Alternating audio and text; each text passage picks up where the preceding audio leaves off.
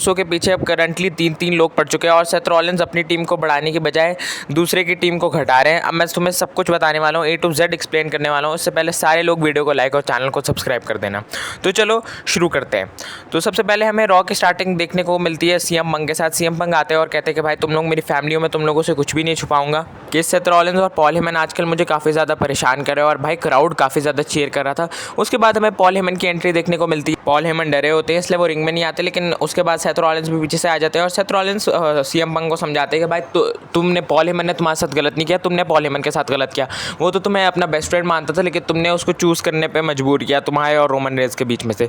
तुम गद्दार हो, वो नहीं। फिर ब्रॉन ब्रेकर चले जाते हैं CM पंग को मारने के लिए और वो मार ही रहे होते हैं कि उसके बाद CM पंग को फुल दबा के धोते हैं। उसके बाद जो है सेथ रॉलिन्स भी आ जाते हैं। सेथ रॉलिन्स कुर्सी पकड़ते हैं और मारने लगते हैं, लेकिन सैमी ज़ेन आ जाते हैं। फिर सैमी ज़ेन को भी मार देते हैं। उसके बाद जे उसो आ जाते हैं और फिर भाई इन दोनों को नीचे जाना पड़ता है, रिंग छोड़ के जाना पड़ता है। और भाई ये दोनों काफ़ी ज़्यादा शॉक में लग रहे होते हैं। वो 3 होते हैं। अभी भाई तुम्हें पता चलेगा नेक्स्ट क्या करते हैं। उसके बाद हमें पैट मैकेफी देखने को मिलते हैं और पैट मैकेफी कहते हैं कि भाई मुझे काफ़ी सारी चोट वगैरह लगी है, लेकिन मैं फिर भी कंटिन्यू करूँगा अपना आना रॉ पे और मैं कमेंट्री करता रहूँगा और ये आहिस्ता आहिस्ता ठीक हो जाएगा।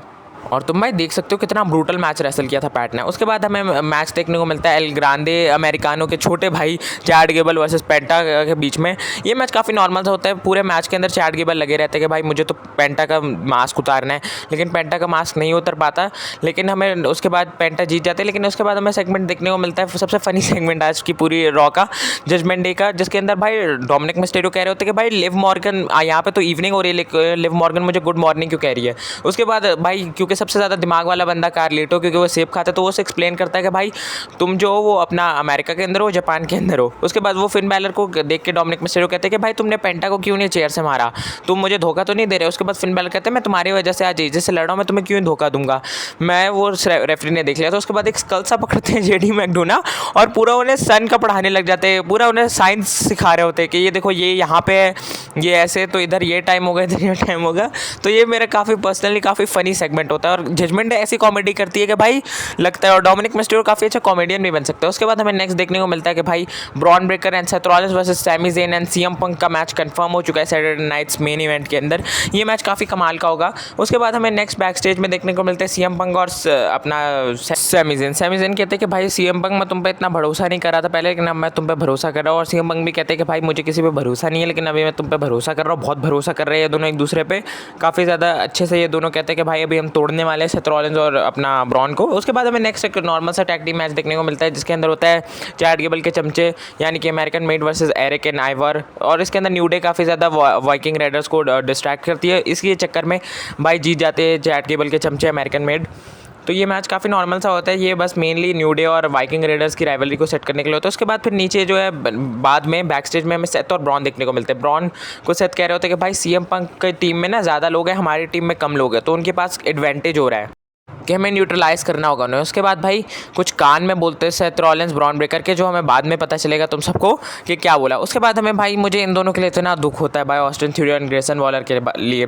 इन दोनों को पता है कब सेगमेंट मिलता है, जब ब्रेक नहीं आती, जब वो ब्रेक चल रही होती तब इन दोनों बेचारों का इंटरव्यू लिया जाता है। उसके अंदर जैसे तुम्हें याद होगा, आप क्या ही कह सकते हैं भाई, ट्रिपल एच बहुत कचरा कर रहा है इनका भाई। जैसे ग्रेसन वॉलर ने ऑस्टिन थ्योरी को नहीं फंसा दिया था शेमस के साथ मैच में, उसके बाद अब जो है ऑस्टिन थ्योरी ने ग्रेसन वॉलर को फंसा दिया। नेक्स्ट वीक उनका मैच होगा पता नहीं किसके साथ। इनके तो भाई WWE वाले ध्यान नहीं दे रहे, हम क्या ध्यान दें, लेकिन मुझे इनके लिए यार पर्सनली काफ़ी ज़्यादा दुख होता है। इनको सेगमेंट मिलना चाहिए, काफ़ी कमाल के सुपरस्टार है दोनों ही। उसके बाद जे उसको देखने को मिलता है, यार मुझे इस बंदे पे इतना गुस्सा आता है ना, हर वक्त टी करता रहता है। मेरा तो दिमाग ख़राब हो गया भाई, मैं सेथ को जल्दी से जल्दी चैंपियन बनना हुआ देखना चाहता हूँ। और करंटली जे उसो के पीछे सबसे पहले हमारे लोगन पॉल पड़े हुए हैं और उसके बाद सेथ पड़े हुए हैं, और अब तीसरा बंदा भी पड़ चुका है जो है गंथर कहते हैं कि भाई मुझे मेरा रीमैच चाहिए। और जो है अपना जोसो कहते हैं कि भाई मैंने तुम्हें टैप आउट करवा दिया था, मैं तुम्हें रीमैच नहीं देने वाला। उसके बाद जो गंथर कहते हैं कि मुझे पता है चैंपियन रहना काफ़ी मुश्किल है, मैं अपना 80% of the time main roster के अंदर चैंपियन रहा हूँ। तो बस भाई फाइनल में बहुत सारी बहस करते हैं ये दोनों। उसके बाद एंड में ये हो जाता है कि भाई अगर जेउसो या लोगन पॉल में से जो भी जीतेगा सैटरडे नाइट्स मेन इवेंट के अंदर, वो बाद में गंथर को फेस करने वाला है। तो पता नहीं शायद मनी इन द बैंक के अंदर आपको गंथर वर्सेस जेउसो देखने को दोबारा से मिल सकता है। यार मैं नहीं चाहता, पर्सनली मैं नहीं चाहता गंथर फिर से हारे। तुम अपनी थॉट शेयर करो कि भाई तुम देखना चाहोगे फिर से गंथर वर्सेस जेउसो। उसके बाद नेक्स्ट हमें बैक स्टेज में ये दो टीम्स देखने को मिलती है। भाई इनके ऊपर WWE वाले ध्यान नहीं देते, मैं क्या तुम लोग को भी इंटरेस्ट नहीं होगा, छोड़ो भाई, बक बक कर रहे थे दोनों टीम्स, न्यू डे और अपना वाइकिंग किंग रेडर्स। उसके बाद हमें बैक स्टेज में अपना लुडविग काइजर का इंटरव्यू ले रही होती है इंटरव्यूअर, और वो कह रही होती है कि भाई 2024 के अंदर तुम इतना अच्छे से काम कर रहे थे, लेजेंड्स को हरा रहे थे, तुम मिड कार्ड के अंदर काम कर रहे थे, तुम चैंपियन भी बनने वाले थे, लेकिन अब तुम बिल्कुल आ ही नहीं रहे। उसके बाद हमें अचानक से दिखता है, तो भाई जैसा ब्रॉन ब्रेकर को बोला था ना कि हमें उन्हें न्यूट्रलाइज करना होगा, तो भाई सेथ रॉलिंस के कहने पर ब्रॉन ब्रेकर ने जे उसो को दबा के कुट दिया, और जे उसो थोड़े टाइम के लिए चिल रहने, ब्रॉन ब्रेकर और पॉल हेमन बहुत स्टाइल में निकल जाते हैं। उसके बाद फिन बैलर वर्सेस अपना एजे स्टाइल्स का मैच स्टार्ट होता है। तो भाई ये काफ़ी अच्छा मैच होता है, क्योंकि ये दोनों लेजेंड्स भाई कमाल के रेसलर्स हैं, लेकिन मुझे फिन के लिए इतना दुख होता है भाई 2024 के अंदर ये बंदा अपना लास्ट सिंगल्स मैच जीता होगा, इस बंदे को मैच जीतने को नहीं मिलता। और एजे का भी तो फिलहाल कुछ ऐसे ही हाल हो गया है, सारे जजमेंट डे आ जाती है भाई फिन की मदद करने, पेंटा आ जाते हैं भाई एजे की मदद करने। ये देखो यहाँ पे अलग ही चल रहा है, एल ग्रांडे अमेरिकानो पेंटा के पीछे, पेंटा जजमेंट डे के पीछे, और इसी सब डिस्ट्रैक्शन का फायदा उठा के एजे स्टाइल्स एक कमाल का नॉमिनल फोरआर्म लगा के भाई 1 2 3 और फिन बैलर फिर से आ जाते हैं। भाई फिन बैलर अब एक जॉबर बन चुके हैं। ये बंदा यार फर्स्ट एवर यूनिवर्सल चैंपियन था, और मैंने तो वो शो लाइव देखा था भाई जिसके अंदर ये यूनिवर्सल चैंपियन बना था। एक डिसीजन देखो भाई तुम्हारा करियर खत्म कर सकता है। उसके बाद भाई ये आते हैं चैट गिबर और कहते हैं तुम्हें एक्नॉलेज करना चाहिए एल ग्रांडे अमेरिकानो को, वो सबसे ग्रेटेस्ट रेसलर है।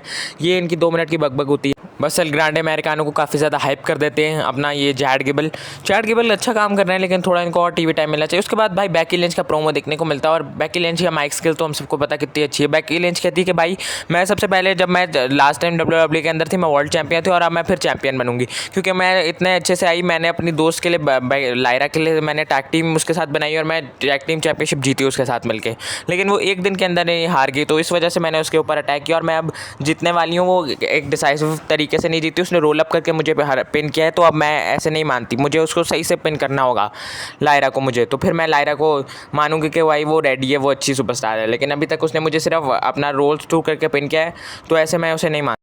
बेकी लिंच पर्सनली ऐसी सुपरस्टार है जिनके बारे में मैं कभी भी कंप्लेन नहीं कर सकता। उसके बाद भाई नेक्स्ट होता है रूसफ का सेगमेंट।